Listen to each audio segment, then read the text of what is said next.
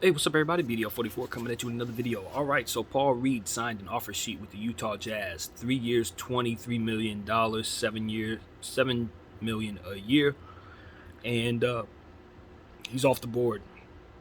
From what I understand, the likelihood that the Philadelphia 76ers match that isn't very high.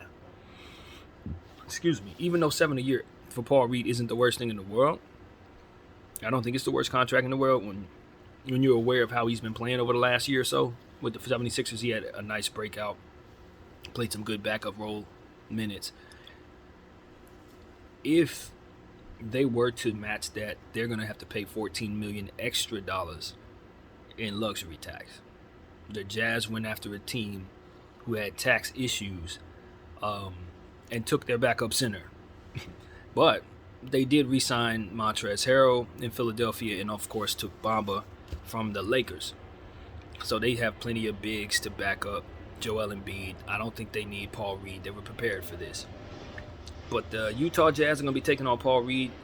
$7 a year for a backup center for the Utah Jazz, I guess is cool. I mean, they're upgrading their overall team.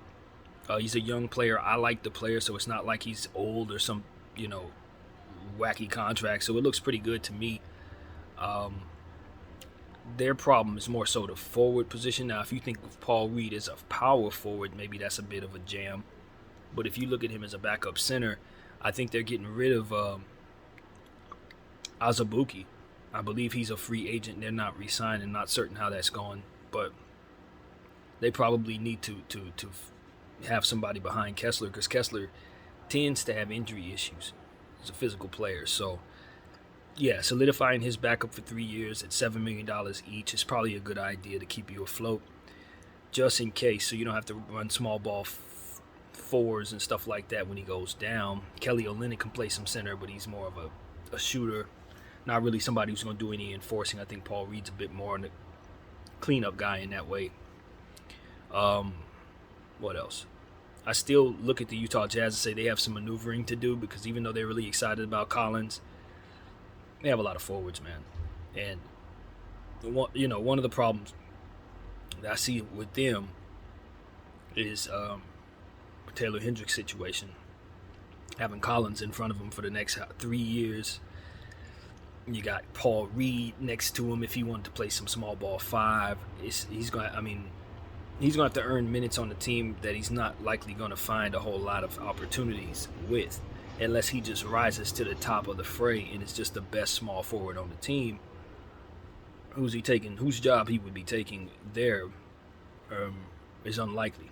So Collins and Markkanen, I don't see him usurping either one of them dudes in this rookie season. So I don't know, man. I'm not saying that he needs to have a starting spot in his rookie year, but you want to see a path to a guy being able to earn that spot with him being that high of a lottery pick.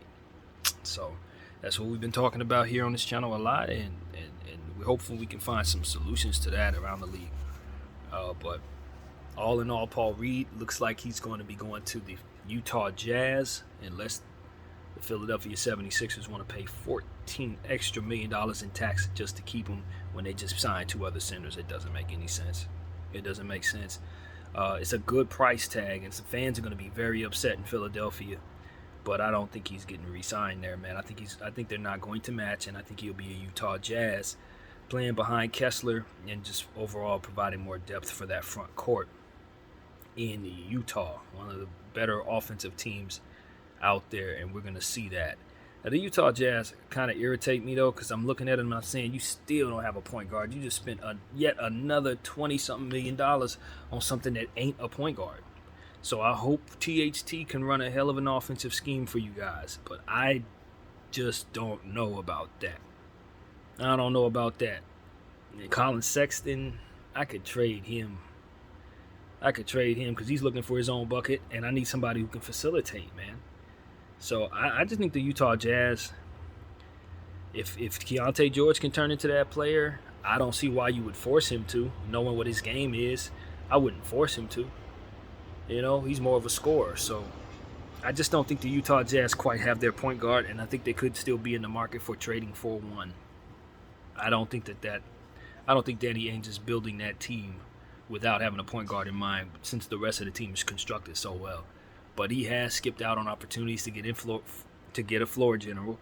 And if he doesn't get one, I think it could bite him in the backside. I think it can cap this overall team and the upside that this team has this season. So, yeah, I don't think they're done. I don't think they're done. It wouldn't shock me at all if they landed Dame. It wouldn't shock me at all if they landed James Harden at all, because at the end of the day, that's kind of what position they really must fill. Now, Dame's contract in Utah is probably a stretch. I don't know that they want that. He doesn't want them, I don't believe. But as far as Dame's representatives forcing him to Miami, I don't know how effective that method is going to be right now.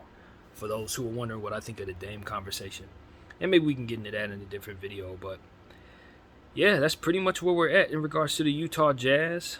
We got Paul Reed on that contract now, and it looks like it could be pretty good so long as they have the role for him. So that's pretty much what I got to say, man. Hopefully, for those who are in Philadelphia who are rooting for this, hopefully you're prepared to have your heart broken.